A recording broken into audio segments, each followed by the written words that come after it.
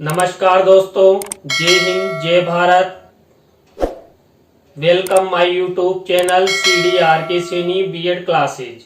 देखिए, हम अध्ययन कर रहे हैं जेंडर, विद्यालय और समाज। इस पेपर के अंतर्गत हमारा नारीवाद के विषय में अध्ययन चल रहा है।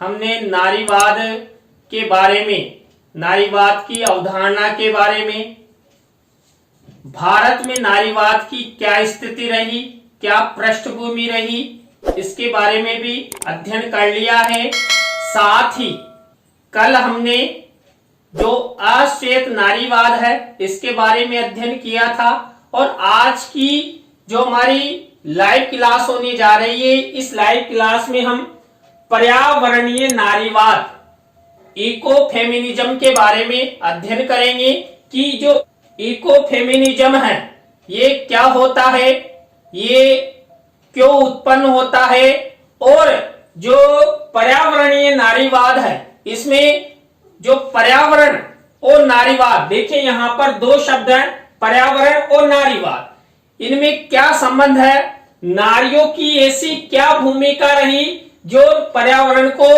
बचाने में, हमारी प्रकृति को बचाने में सहयोगपूर्ण रही है। तो इसी कारण से पर्यावरणीय नारीवाद का उदय हुआ। इस पर्यावरणीय जो नारीवाद है, इको फेमिनिज्म है, इसके बारे में हम चर्चा करेंगे। तो आप सब बने रहें हमारे साथ, हमारे YouTube चैनल के साथ। और यदि आप हमारे YouTube चैनल पर पहली बार आए हैं तो हमारे YouTube चैनल को सब्सक्राइब करें और आज की लाइव क्लास के लिंक को WhatsApp, Facebook पर शेयर जरूर कर दें। तो देखिए, जो इको फेमिनिज्म है, ये इको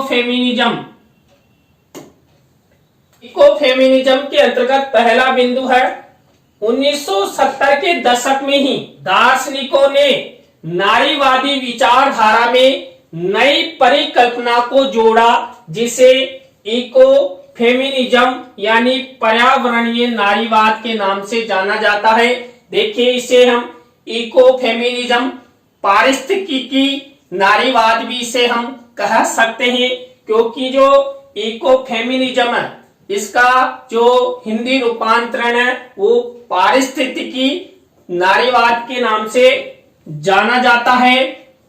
ब्रिटिश अकादमिक मेरी मेलर इको फेमिनिज्म को एक आंदोलन के रूप में परिभाषित करती है जो प्राकृतिक दुनिया के शोषण और गिरावट और महिलाओं के अधीनता और उत्पीड़न के बीच संबंध देखता है। देखिए, जो ब्रिटिश अकादमिक की जो मेरी मेलर जो इको फेमिनिज्म आंदोलन को उनके द्वारा अच्छी तरह परिभाषित किया गया है कि जो इको फेमिनिज्म है, पर्यावरणीय नारीवाद है, ये हमारी जो प्रकृति है, इस प्रकृति का जो शोषण हो रहा है, प्रकृति में जो गिरावट आ रही है, प्रकृति का दोहन किया जा रहा है, और जो महिलाओं के साथ जो असमानता, जो शोषण किया जाता है, महिलाओं को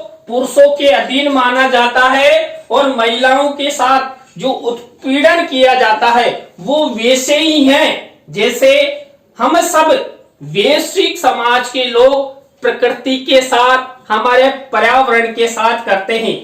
वर्तमान में आप सब देखते हैं कि हम जो वैश्विक समाज के लोग हैं, वैश्विक समाज के लोगों ने पर्यावरण के साथ बहुत छेड़छाड़ किए, जिसके कारण पर्यावरण में असंतुलन हो गया है और असंतुलन के कारण हम कई तरह से हमको नुकसान भी हो रहा है, लेकिन वर्तमान वैश्विक मानव समझ नहीं पा रहा है।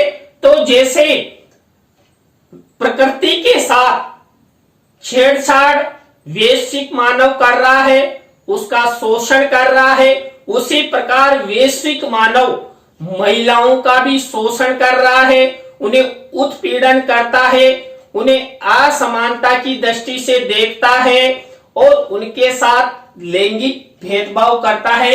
इसलिए यहाँ पर जो पर्यावरण है इस पर्यावरण को नारीवाद से और नारीवाद को पर्यावरण से जोड़ते हुए ही 1970 में जो नारीवादी विचारधारा रखने वाले जो हमारे दार्शनिक हैं, इन्होंने पर्यावरणीय नारीवाद की नींव हमारे वैश्विक समाज में अपनाई कि पर्यावरणीय नारीवाद कितना महत्वपूर्ण विषय है। लेकिन हम सब वैश्विक समाज के लोगों ने प्रकृति और महिला इन दोनों के साथ अच्छा कार्य नहीं किया है। पर्यावरणीय नारीवाद के अनुसार यह समाज स्त्री और प्रकृति को हमेशा उपभोग की दृष्टि से ही देखता रहा है, जिस कारण ये दोनों ही आज विनाश के कगार पर हैं। देखिए यहाँ पर जो ये पॉइंट दिया गया है, ये बिल्कुल अच्छा पॉइंट है कि जो हम सब जो वैश्विक समाज के लोग हैं, इन वैश्विक समाज के लोगों ने प्रकृति और महिला का क्या किया है, हमेशा उपभोग किया है, उपभोग की वस्तु समझा है कि ये जो प्रकृति है, महिलाएं हैं, ये हमारे उपभोग के लिए बनी है। इनके द्वारा हम अपनी इच्छाओं की पूर्ति कर सकते हैं।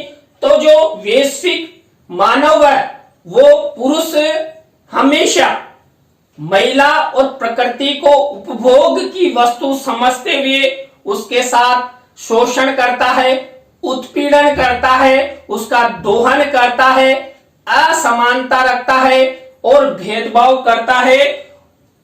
अब देखिए, जब वैश्विक समाज के लोगों के द्वारा जब महिला और प्रकृति के साथ शोषण, उत्पीड़न, असमानता, भेदभाव अपनाया, तो वर्तमान में आप देख रहे हैं जो हमारी प्रकृति है, ये प्रकृति मानवों के साथ भी अच्छा नहीं कर रही है।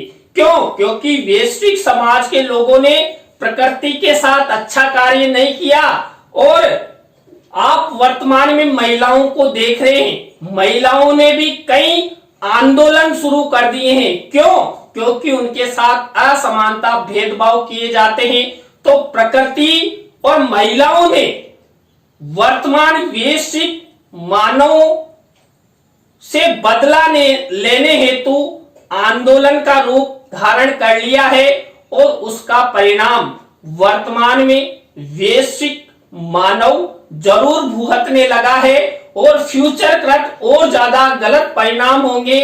तो समय रहते जो वैश्विक मानव है, इन वैश्विक मानवों को हमारी प्रकृति और जो वैश्विक समाज में महिलाएं हैं जिनके साथ हम भेदभाव करते हैं, असमानता करते हैं, उनका शोषण करते हैं, उत्पीड़न करते हैं, उन सबके परे रहते उन्हें समाज में अच्छा सम्मान, अच्छा पद, अच्छी प्रतिष्ठा और प्रकृति के महत्व को जानना अति आवश्यक है, जिससे प्रकृति हम सबके लिए एक उपभोग की वस्तु के साथ साथ हमारे पर्यावरण में संतुलन बनाए रखे।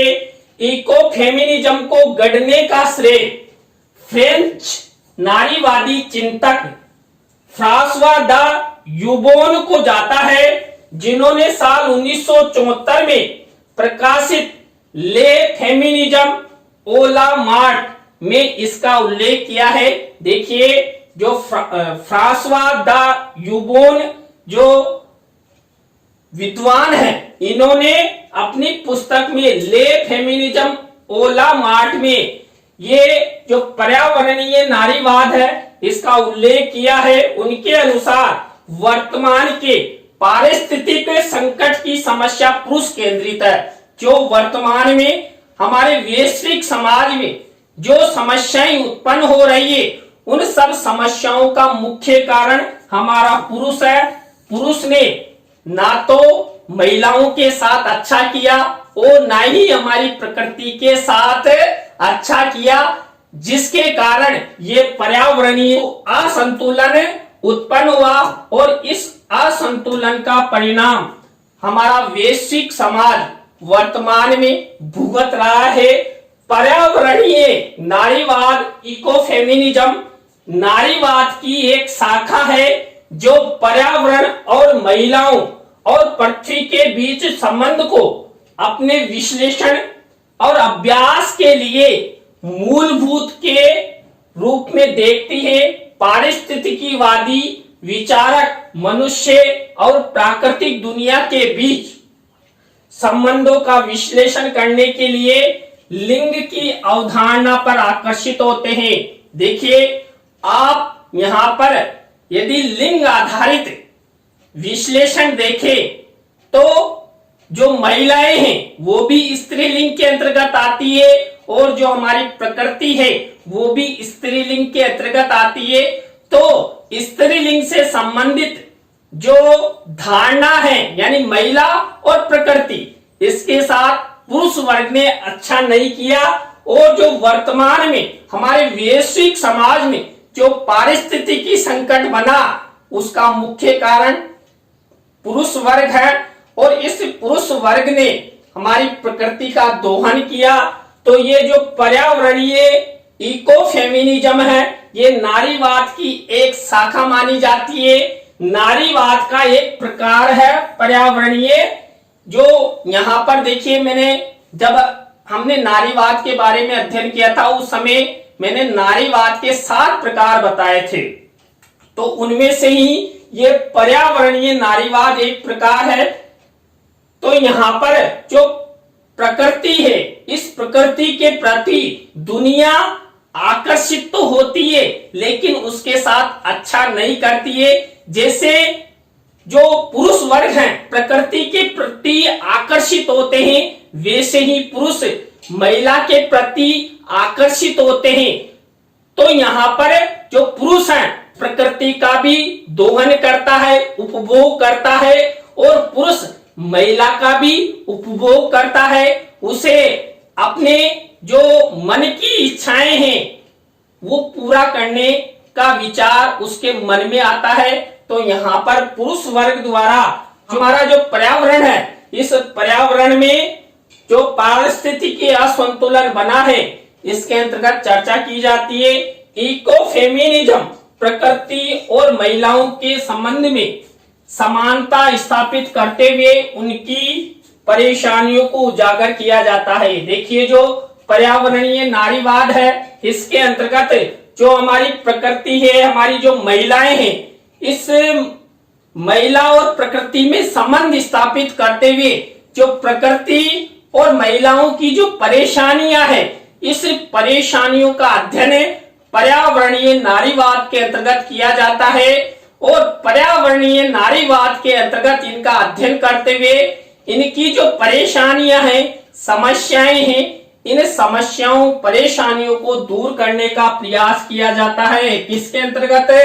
पर्यावरणीय नारीवाद के अंतर्गत। इको फेमिनिज्म संस्कृति, धर्म, साहित्य में महिलाओं और प्रकृति के बीच संबंधों की खोज करता है और प्रकृति के उत्पीड़न और महिलाओं के उत्पीड़न के बीच समानता को दर्शाता है।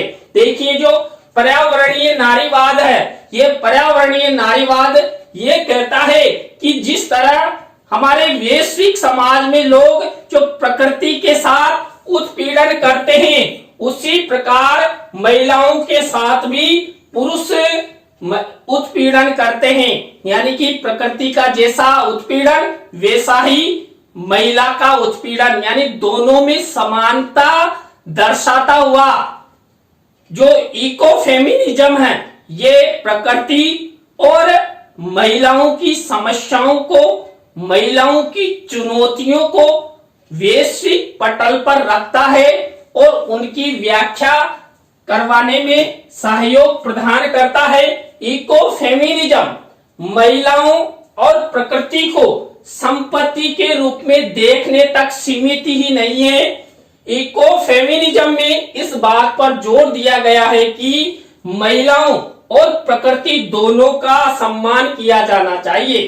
देखिए, जो पर्यावरणीय नारीवाद है इस पर्यावरणीय नारीवाद के अंतर्गत व्याख्या के रूप में वैश्विक समाज के लोगों को बताया जाता है कि हम जो हमारी प्रकृति है, हमारी जो महिलाएं हैं, इनको हम अपनी संपत्ति मानते हैं और हमारी संपत्ति को हम चाहे जैसे उपभोग कर सकते हैं, लेकिन हम अपनी इच्छा के अनुसार हम चाहते हैं जैसे प्रकृति और महिलाओं का उपभोग करते हैं तो उनको भी कुछ परेशानी होती है। देखिए, आप किसी पौधे की टहनी तोड़िए उसको भी दर्द होगा, आप किसी महिला को मारेंगे पीटेंगे तो उसको भी दर्द होगा।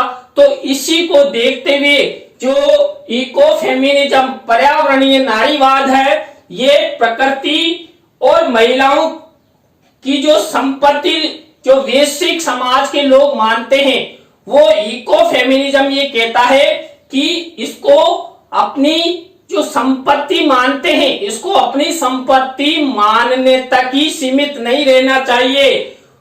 उसे जो हमारा वैश्विक समाज है, इस वैश्विक समाज में समानता का दर्जा, मान और सम्मान प्रदान करते हुए जैसा पुरुष है वैसी महिलाएं हैं, और जैसा हमारा पर्यावरण है उस पर्यावरण के संतुलन को बनाने हेतु आप सब हम सबका सहयोग अपेक्षित होता है। आप सब मिलकर ही हम प्रकृति को संतुलन कर सकते हैं और हमारे वैश्विक समाज का अच्छे से विकास कर सकते हैं। जेंडर और पर्यावरण पर तीसरी दुनिया के नजरिए में इसे क्यों और कैसे रूप में शामिल किया जाता है, हमें पर्यावरणीय नारीवाद के तर्कों के बारे में मोटी तस्वीर कुछ ऐसे देख सकते हैं। देखिए, कुछ पॉइंट है जिसके नजरिए के द्वारा जो पर्यावरणीय नारीवाद है उसको स्पष्ट करने का प्रयास करेंगे। पहला है, प्रकृति पर प्रभुत्व और शोषण के बीच महत्वपूर्ण संबंध है। देखिए, जो हमारी प्रकृति है, हमारी जो महिलाएं हैं, इन पर जो हम प्रभुत्व अपनाते हैं यानी अपनी संपत्ति मानते हैं और उनके साथ जो शोषण करते हैं, एक दूसरे का संबंध है। यहाँ पर पुरुष वर्ग द्वारा जो हमारी प्रकृति है, हमारी जो महिलाएं हैं, उनके साथ किसी भी तरह का कोई शोषण किया जाता है, उत्पीड़न किया जाता है या उन पर प्रभुत्व जमाया जाता है, तो ये गलत है। प्रभुत्व भी आप मान सकते हैं, लेकिन एक तरीके से महिला और प्रकृति की इच्छा के अनुसार हमें आगे बढ़ना चाहिए। महिला और प्रकृति की रजामंदी भी होनी चाहिए। हमें हमारा जो पर्यावरणीय संतुलन उसको बनाते हुए ही प्रकृति का उपभोग करना चाहिए। सरसरी तौर पर औरतों को पर्यावरण के करीब और मर्द को संस्कृति के करीब माना गया है। प्रकृति को संस्कृति से कमजोर देखा गया है, इसलिए औरतों को मर्दों से कमजोर माना गया है। देखिए, हमारे वैश्विक समाज में क्या होता है, जो औरतें होती हैं उस औरतों को पर्यावरण के करीब माना जाता है, यानी कि औरतों को, महिलाओं को प्रकृति के रूप में माना जाता है और पुरुषों को हमारी संस्कृति की साथ, पुरुष तो हमारे वैश्विक समाज की संस्कृति है और इस संस्कृति यानी पुरुष वर्ग के द्वारा ही वर्तमान वैश्विक समाज की सत्ता है। लेकिन प्रकृति को संस्कृति से कमजोर देखा गया है। देखिए, हमेशा हमारे वैश्विक समाज में प्रकृति को महत्व कम दिया जाता है, प्रकृति को संस्कृति से कमजोर माना जाता है। इसलिए वर्तमान समय में या हमारे प्राचीन समय में जो महिलाएं हैं, हमारी जो प्रकृति है, उसको मर्दों से कमजोर मानने की जो अवधारणा है, ये परंपरागत चली आ रही है कि महिलाएं पुरुषों का मुकाबला नहीं कर सकती। नंबर 3 बिंदु देखिए, क्योंकि औरतों और प्रकृति का प्रभुत्व साथ साथ आया है, इसलिए प्रकृति के खत्म होते ही प्रभुत्व में औरतों का खास स्टेक है। यानी कि देखिए, यदि हमारे समाज में हमारा जो वैश्विक पर्यावरण है, इस वैश्विक पर्यावरण में जिस दिन प्रकृति खत्म हो जाएगी उस दिन महिलाएं भी खत्म हो जाएगी। क्यों? क्योंकि जो वैश्विक मानव है जिस तरह प्रकृति का दोहन कर रहा है, प्रकृति के साथ उत्पीड़न कर रहा है, उसका शोषण कर रहा है, उसी तरह लगातार वैश्विक मानव महिलाओं के साथ भी उत्पीड़न कर रहा है, उनका शोषण कर रहा है। तो यही हालात रहे तो प्रकृति और महिलाएं इस संसार से खत्म होने के कगार पर आ जाएगी। इसलिए पूरे वैश्विक समाज में प्रकृति और महिलाओं को समानता का दर्जा हम सब लोगों के द्वारा देना चाहिए। जो हमारी प्रकृति है और जो हमारी महिलाएं हैं, उनकी प्रकृति को समझना भी जरूरी है। उनको यदि हम समझ जाते हैं कि वो क्या चाहते हैं, क्या संतुलन करना चाहते हैं, क्या उनकी आवश्यकताएं हैं, क्या उनकी इच्छाएं हैं, इन सबको ध्यान में रखते हुए यदि हम महिलाओं को हमारे वैश्विक समाज में समानता का दर्जा देंगे, उन्हें बराबर पुरुषों के बराबर मानते हुए मान सम्मान और प्रतिष्ठा प्रदान करेंगे, तो हमारे जो वैश्विक समाज है, इस वैश्विक समाज का अच्छे से विकास हो सकेगा। पर्यावरण और नारीवादी आंदोलन दोनों समानतावाद की वकालत करते हैं, जिसमें कोई बड़ा या छोटा नहीं है। देखिए, जो पर्यावरणीय नारीवाद है, ये पर्यावरणीय नारीवाद जो पर्यावरण और नारीवाद दोनों के बारे में संघर्ष करता है, दोनों की व्याख्या करता है, दोनों यानी प्रकृति और महिलाओं की जो भी चुनौतियां हैं, जो भी परेशानियां हैं, जो भी समस्याएं हैं, जो भी आवश्यकताएं हैं, जो भी इच्छाएं हैं, उन सबको पर्यावरणीय नारीवाद वैश्विक पटल पर रखता है, उसकी व्याख्या करता है। और वैश्विक समाज में जो प्रकृति और महिलाओं के साथ जो भेदभाव होता है, असमानता की जाती है, उसको प्राप्त करवाने में वो लगातार संघर्षरत है। इसलिए यहाँ पर पर्यावरण के संबंध में नारीवाद की भूमिका का उदय हुआ और नारीवाद की भूमिका पर्यावरण के क्षेत्र में भी अति महत्वपूर्ण है। हम सबको हमेशा प्रकृति को हमारी देवी के रूप में मानते हुए, जैसे प्राचीन काल में हमारे वैश्विक समाज में कहा जाता यत्र नार्यस्तु पूजन्ते रमन्ते तत्र देवता, तो उसी तरह हमारी प्रकृति को भी हमें एक देवीय रूप प्रदान करते हुए उसका सम्मान करना चाहिए। प्रकृति के साथ छेड़छाड़ न करते हुए पर्यावरणीय संतुलन बनाने का प्रयास करना चाहिए।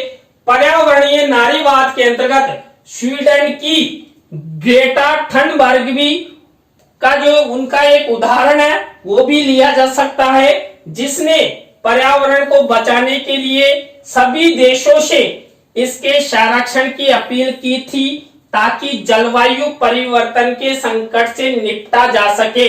जो स्वीडन की ग्रेटा थनबर्ग है, इन्होंने जो वैश्विक समाज में जो जलवायु परिवर्तन हुआ, इस जलवायु परिवर्तन के संकट से निपटने हेतु उन्होंने वैश्विक पटल के सामने, विश्व के देशों के सामने जो पर्यावरण है, इस पर्यावरण, इस प्रकृति के संरक्षण की अपील की थी। वहीं दूसरी तरफ भारत में आज भी महिलाएं क्या करती है? व्रत करती है, त्योहार मनाती है। व्रत त्योहार के मौकों पर या रोजमर्रा के अपने जीवन में अनेक वृक्षों जैसे पीपल, तुलसी, आंवला, अशोक, बेल, समी, नीम, आम जैसे पेड़ों को शामिल करती है, उनकी पूजा करती है। क्यों करती है? उनको एक देवीय रूप, एक ईश्वर का रूप प्रदान करने से उनकी सुरक्षा हो सकती है। देखिए, हम पीपल के पेड़ को या तुलसी के पेड़ को हम कितने से अच्छे से सजोए रखते हैं, उनका सम्मान करते हैं। क्यों करते हैं? उसमें हम एक देवी रूप देखते हैं कि तुलसी माता है। तो यहाँ पर देवीय रूप प्रदान करने से पर्यावरण की सुरक्षा हो सकती है, उनका संरक्षण हो सकता है, और उन सब में महत्वपूर्ण भूमिका निभाई हमारी महिलाओं ने। देखिए, पुरुष वर्ग से ज्यादा व्रत कौन करता है? महिलाएं करती है। महिलाओं की जो संस्कृति है वो आए दिन हमारे देखिए भारतीय समाज में ऐसा कोई सा दिन नहीं है कि कोई सा तीज त्योहार व्रत नहीं हो। हमारी महिलाएं लगातार व्रत करती है और हमारे वृक्षों की पूजा करती है। वृक्षों की पूजा करने से हमारी जो प्रकृति के पेड़ पौधे हैं ये पेड़ पौधे सुरक्षित रखते हैं और हमारे जो पर्यावरण है, हमारा जो पर्यावरण है, इस पर्यावरण की सुरक्षा में महत्वपूर्ण सहयोग प्रदान करती है।